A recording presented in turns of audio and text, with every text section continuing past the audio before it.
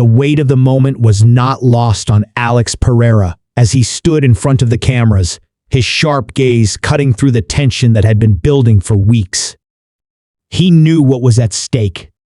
This wasn't just another title defense. This was a defining moment in his career.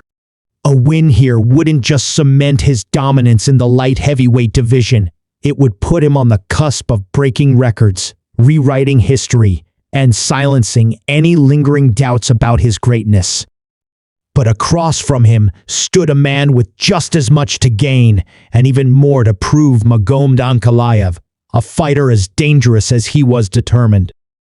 The clash between these two titans had been brewing for some time, but the war of words leading up to UFC 313 had added an entirely new dimension to their battle.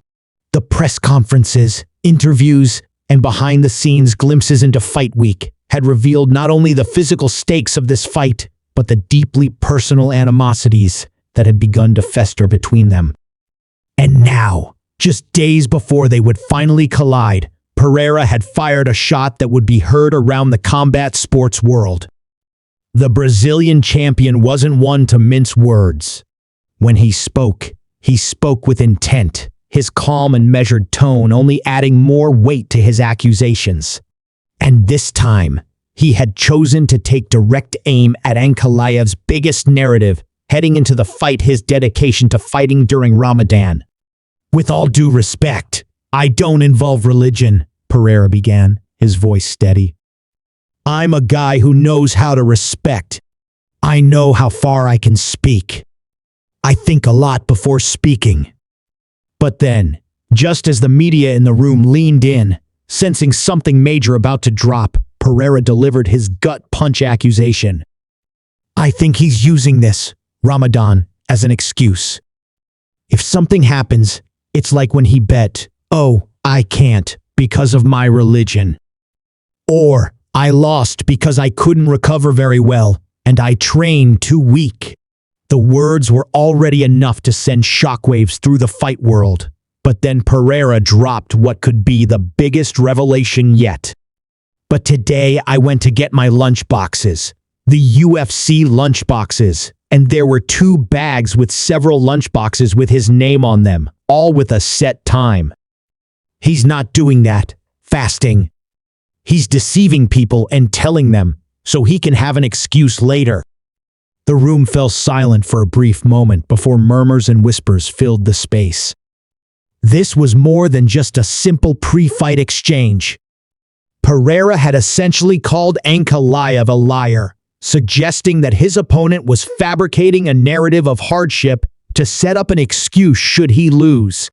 If Ankalaev had already been feeling the pressure of stepping into the biggest fight of his career, this accusation had just turned up the heat tenfold.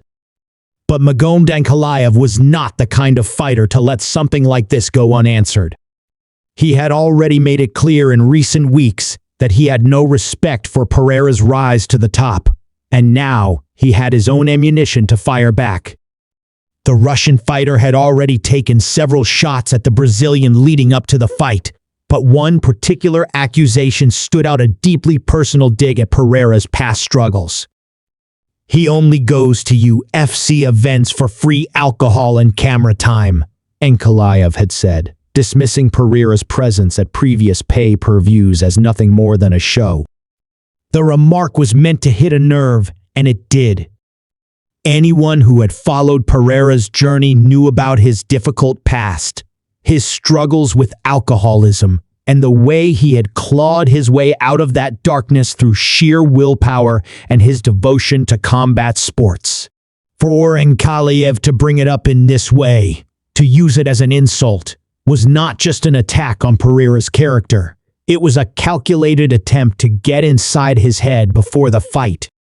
But if Ankalaev was hoping to rattle Pereira, he had underestimated just how strong the champion had become. Instead of firing back with anger, Pereira used the moment to remind everyone of exactly why he was here. During one of his final training sessions before fight night, the Brazilian champion took a moment to address his team. His voice was calm, but there was an unmistakable fire burning beneath his words. "I changed my life through this," he said, looking at the men who had stood by him through thick and thin. "I know what it's like to fall. I know what it's like to fight your way back." This wasn't just another fight for him. This was proof that he had conquered his demons, that he had overcome every obstacle placed in his path, that he wasn't just here for camera time. He was here to fight, to win, to leave no doubt. Beyond the war of words, there was also another factor adding fuel to this already raging fire: the $200,000 bet. Pereira had confidently put the challenge out there, daring Ankalaev to put his money where his mouth was. The terms were simple: winner takes all, with the money going to charity. At first, Ankalaev hesitated. Then, after some deliberation, he responded, but his response only seemed to confirm Pereira's suspicions. "If something happens, I can't because of my religion." It was the exact kind of excuse that Pereira had predicted. The mind games had reached a fever pitch. The stakes were higher than ever. Now, all that was left was the fight itself. All the interviews, all the accusations, all the speculation, none of it would matter once that cage door shut. For Pereira, this was about proving that he was the best light heavyweight in the world, about taking another step towards solidifying his legacy. For Ankalaev, this was about more than just the belt. It was about pride, about silencing his doubters, about showing that he belonged among the elite. And when the lights go down and the octagon is illuminated by the spotlight, when Bruce Buffer's voice echoes through the arena, and when the referee finally signals for the fight to begin, all the talk will be over.